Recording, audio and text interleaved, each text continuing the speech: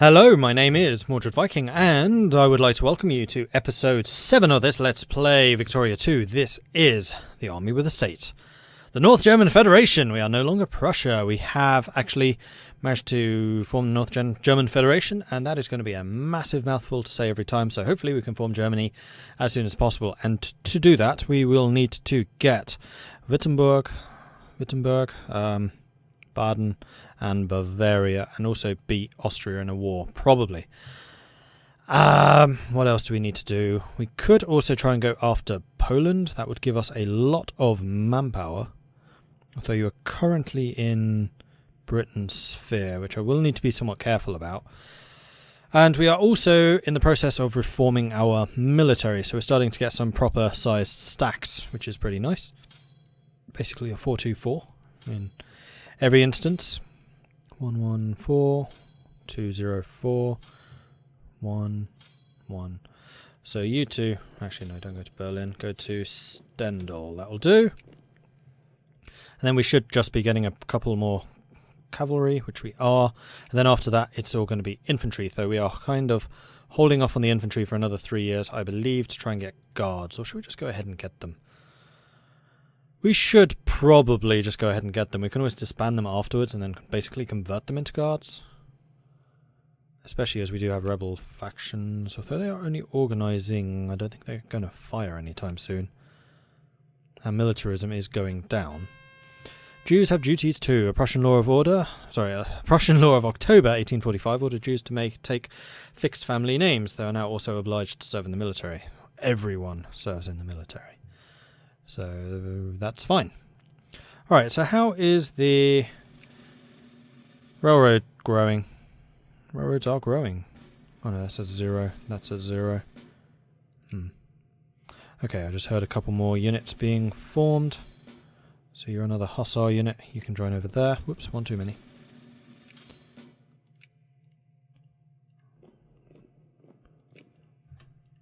You're going there. 3,000 going there. And those 3,000 belong to you. Okay, then we have these guys who are going up to there. Marvellous. Right, so we have just finished getting the early railroad, which is lovely. Now let's get some more of the artillery. I think I would like military plans, so we can increase the mobilization, should we need to again. Although now we are far better prepared in terms of our military actually being down and ready. And with that, we are going to need another 3, 5, 9 divisions of infantry. And you know what? I think I'm okay with doing that. We're just going to get regular infantry. 1, 2, 3, 4, 5, 6, 7, 8, 9. And there we go. And then we will be at what I consider a decent military strength going forward. So we've recovered pretty nicely, which I'm very happy with. How's the economy doing? The economy is still slowing, primarily because we are building troops. Once that cost is down, then we should be fine. Brazil wants an alliance. You're a little bit far away, Brazil. Sorry. Are we building everyone? No. Alright, we may need to temporarily increase tariffs to offset the cost. Oh man, we make a lot of money out of tariffs. Blimey. That's thanks to our amazing industry. Speaking of our amazing industry, how amazing is it? You are going to need to expand soon. And we're probably going to need to open the artillery here. Though that's getting increasingly expensive. Let's open it, see if we can create some demand for the explosives.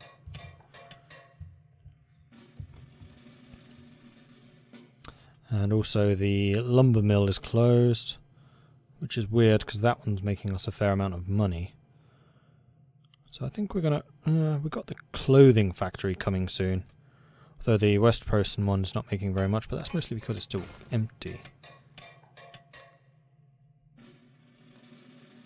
You know what? We will spend the money on opening this. See if it lasts. Oh yeah, immediately profit just starts ramping up. Okay, so we need to start encouraging people, more people to work, to become craftsmen. Schließen, you're actually doing pretty well. So we're going to remove that focus. And I think we're going to add it to Sachsen instead. There we go. We can increase the sphere for Egypt. Increase opinion. Yes, please. We are now cordial. How are we doing in the Ottomans? Oh, the Ottomans are already in our sphere, which should have given us access to cheaper materials for our factories, which is magnificent. Okay, we are now making a lot of money, so we can drop the tariffs again to 15%, I think is fair. Still balancing overall positive, I would say. Yeah, that's fine. And we are still raising a lot of troops, so let's split you in half. I think you were a 3? You were. And you were a 4. No, you were a 2. You're a 4. Group. You need to go over there. Group. You feel like you're missing... You need more artillery. I miscalculated. Proto-existentialism, while not a philosophical movement, but disparate philosophers analysing and discussing concepts and concoctions which they considered flawed. The general notion about things such as intuition, time, intellect, and being had to be reformulated not to create pseudo-problems. Because everyone knows you do not want pseudo-problems. Like, those are just... wow. Alright, so we need some more artillery. Dresden, Leipzig. And those 2 artillery go here, and then we will have all of our stacks of 30. Magnificent. Upper house is reformatted. Conservatives are still losing out to the liberals. And we have finished military plans. Excellent. Let's get the iron muzzle-loaded artillery, going away from the bronze ones. So artillery support plus 50%, which means they do plus 50% additional damage from the back row. Which is rather strong. Alright, let's group you guys. 424. Couple of you are low on soldier pops. So we'll need to be somewhat careful about that unit, but otherwise I think we're fine. We are losing money again. The Ottoman Empire has accepted the offer of peace from Egypt, acquire Aleppo. And we can enact another reform. I think we're going to get the free press.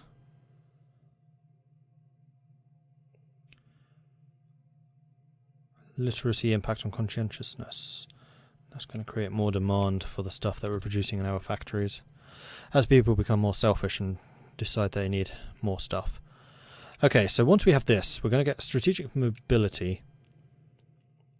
And then I think...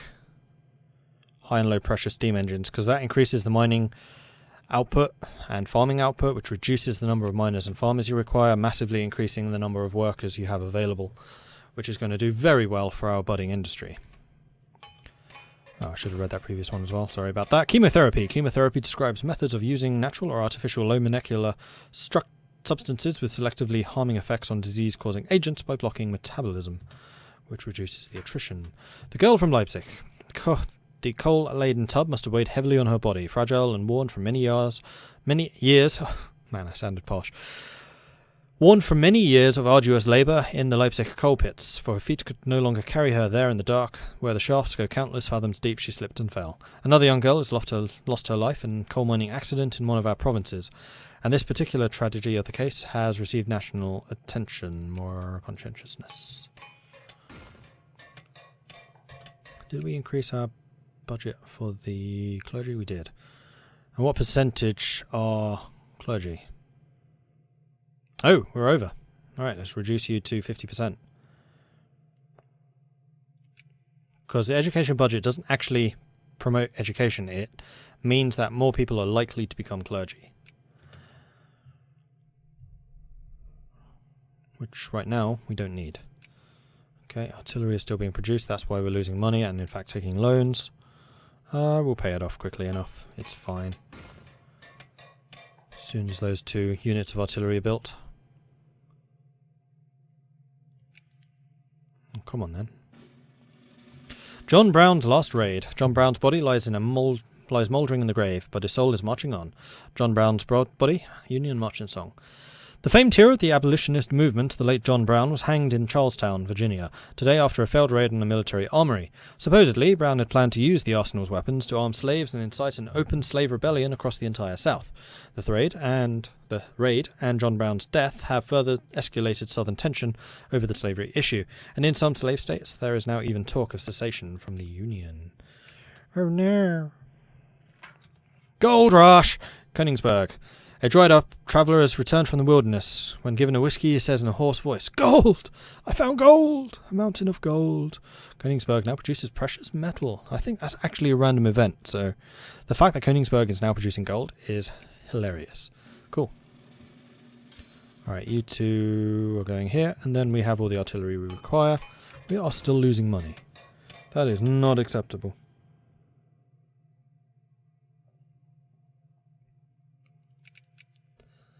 Let's increase tariffs to 20 again so we make the surplus so we can pay that off. And then I want to double check what factories have closed to make sure we keep some of them open, like the small arms. You couldn't be making a ton of money because I just expanded my army. Oh well. Combat medicine. At this point, the armies and navies of the world had acknowledged the need not only for a medical corps within their organizations, but also that the illness and wounds delivered in combat and frontline duty needed specialization. Reduction in army attrition and increase in military hospitals. Now, the military hospitals thing is super important. I've just been reading about this. I've been reading a lot about a lot of the more complicated aspects of this game. So the military hospitals, when you suffer casualties in battle, they're not all dead. Some of them actually filter back to your population as soldier pops, which is how they then reappear as reinforcements in the future. And military hospitals increases the percentage of that happening. So the better your military hospitals, the more casualties go back as wounded as opposed to dead, meaning that you basically have more resilient armies in the long run. Then army attrition, of course, is amazing because it reduces the amount of damage you take in attrition, which demolished our armies in that first war. Yeah, increase opinion. They are now friendly. Is anyone else here improving relations with them? Belgium might have, but I don't think they are right now.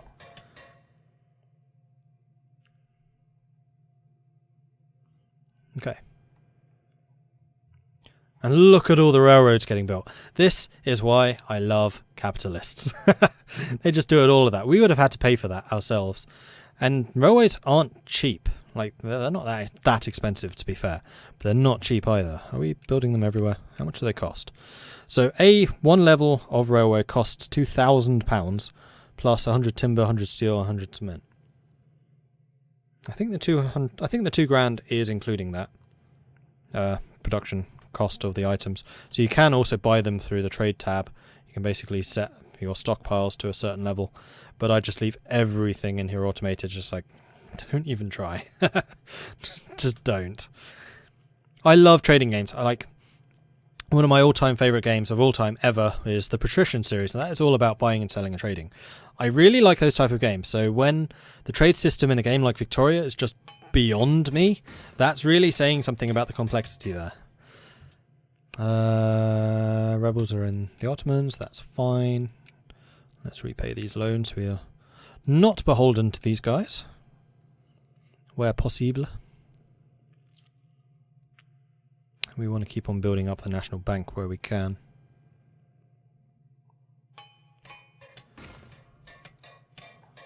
Okay, we have no more loans. Marvellous. Right. Education. Are we still getting more clergy? I think that's holding roughly steady. We could be doing with more clerks. You're bureaucrats, you're not clerks. Yeah, we would need to do the focus to improve the number of clerks. We should be doing that. So maybe once we have strategic mobility and high and low pressure, we will then go after ideological thought to get the national focuses, because those are kind of important actually. Reinforcements and experience, prestige. Prestige is nice, but I get my points elsewhere. Steamers would be good. Well, Navy is just generally a really low priority. Factory output. Okay, so, my king, we have finished the research of the iron muzzle loaded artillery, which gives us a bunch of benefits.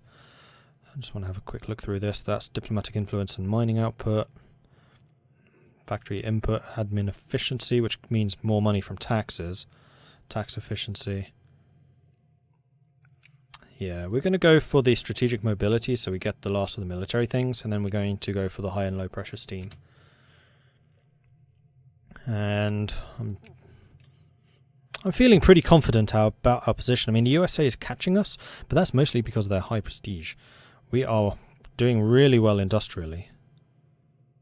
We could be doing better, though. I think we need to continue investing heavily in that, and our army is 9 points behind the UK, which is phenomenal, considering most of their points comes from their ridiculous navy. And we're actually below our military limit. But that's mostly because we are spending tons on military spending. And in the same way as education and administration, that's not actually spending on your army. This is spending on your army.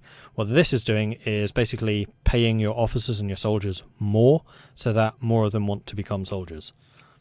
Flu pandemic. The Spanish flu was an influenza pandemic that killed somewhere between 50 and 100 million people worldwide between the years of 1918 and 1920. Due to increased trade, colonial contacts, commerce, and other myriads of global connections that all had increasingly made the world a smaller place throughout the 19th century, the Spanish flu was able to spread quickly across the world in a mere few years. Further aggravated by the ongoing First World War and the cramped living conditions in the trenches, the Spanish flu is one of the first and most terrifying examples of a truly global pandemic. And come to think of it, haven't you been feeling a little bit feverish lately? That's a really early Spanish flu. Fight the disease with every available means. We lose 7 grand from the treasury. Yeah, I think I'd prefer to do that. Because that gives us the effects for a year. This gives it for 2 years. And that has the minus population growth. No, we're going to fight it with every means possible. If it means taking a bit of a loan, we'll take a bit of a loan. That's totally fine. Our economy will bounce right back.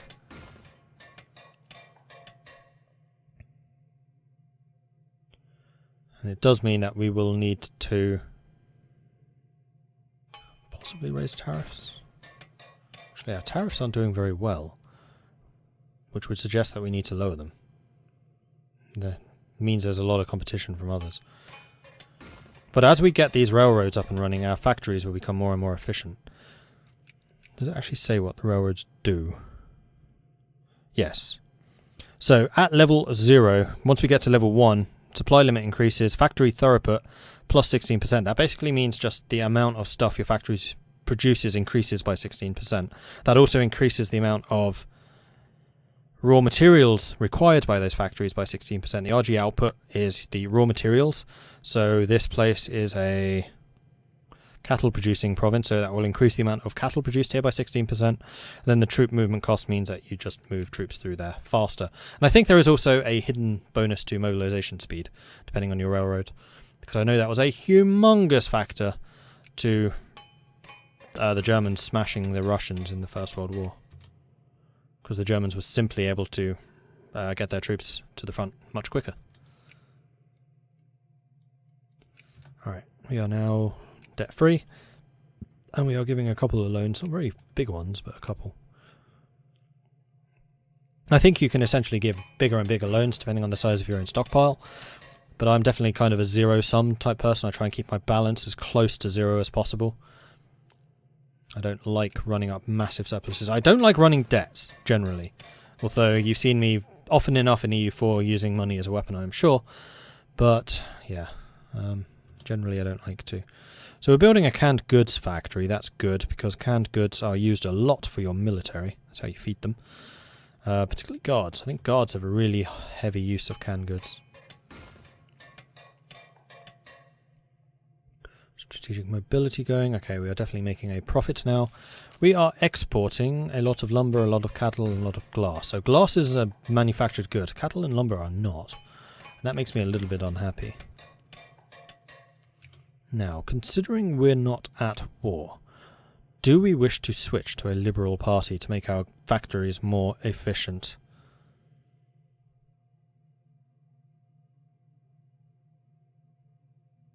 They are anti-military, which means mobilization impact 200. They're not pacifists, though.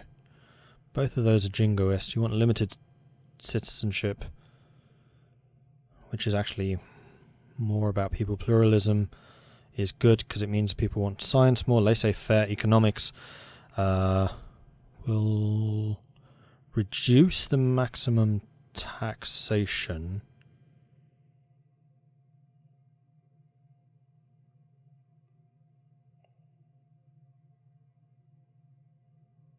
But also make our factories way more efficient. And considering we're not building factories ourselves, that is the main benefit. And then free trade means that we can have a maximum tariff of 200.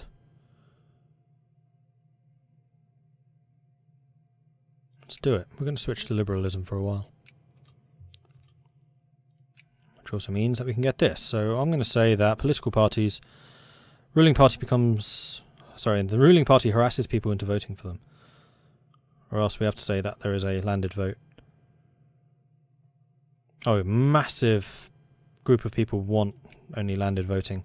So that's what we are going to do. And now voters' ideology has appeared, and that means we have elections.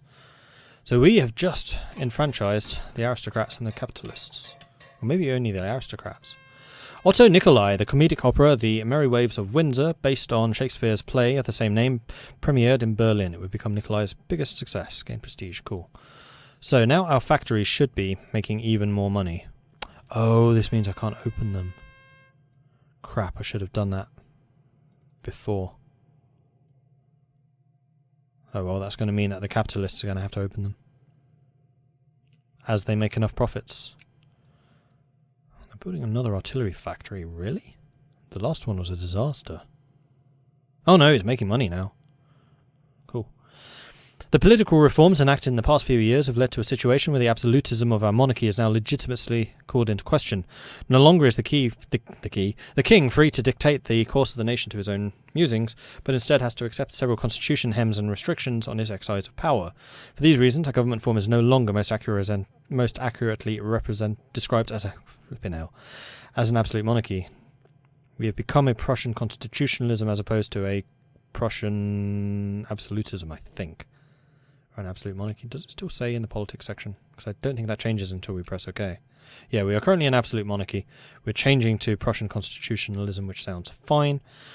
While epidemic and widespread famine disappeared almost entirely from the Western world, with the development of modern capitalist free market systems and the extensive division of labour employed by it, combined with new advances in agricultural technologies, one of the oldest killers known to man, hunger, was still claiming victims in Europe and the Americas well into the 20th century. Primarily so, of course, among the already poor. Famine has struck one of our states, and we need to react.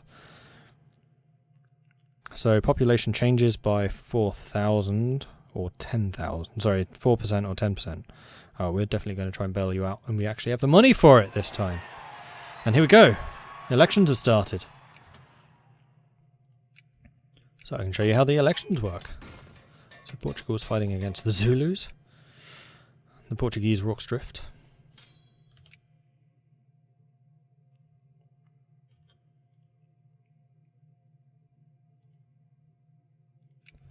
Strategic mobility is almost done.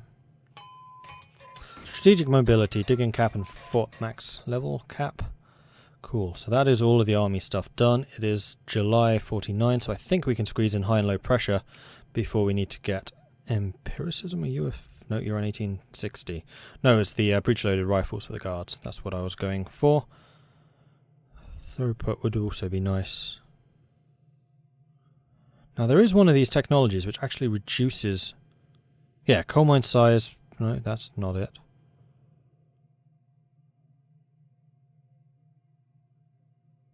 There's one that actually reduces the size of the coal mines and stuff. Maybe it is this one. They relabeled it to make it clearer. Production output, production output. Iron mine size. I'm sure there's one that reduces the population capacity, because that basically forces people out of work, meaning that they then move to the factories. Factory cost, factory output. We probably do need to invest a little bit in that, actually, for our capitalists. Alright, we're going to grab high and low pressure steam engines, get some more farming and mining output. I think it's going to mean people moving. Yeah, a couple of people moving around. North German trade policy, a heated debate in the North German Federation. The intensive election campaign has reached boiling point in North German Federation, where a fierce trade policy debate pits the friends of free trade against the pals of protectionism in a rough rumble and tumble to determine the future of the nation's traders. Free trade argue that goods must be allowed to freely cross all borders, while protectionists argue that a nation's fragile industries need protection from dangerous foreign competition threatening to undo them. Which path will the North German Federation tread as it decides on free trade or protectionism? We report, you decide. So, everyone likes the idea of free trade right now. Wow, liberals are 87%. Freedom and liberty of trade shall not perish from this earth. All pops in North German Federation become 20% more favour in free trade, and those who support protectionism become a lot more militant. Well, basically no one supports it, so we're doing that. And we are making tons of money, so once again we can reduce tariffs to 15%, which is going to make those guys happy. Still getting a good number of craftsmen. Anyway, I think with that we will have to end this episode, so you'll have to see the outcome of this election next episode. Look at these capitalists go. They are making so much money that they're just going on massive production projects. Artillery factory is not really getting much traction. Machine parts, though, is.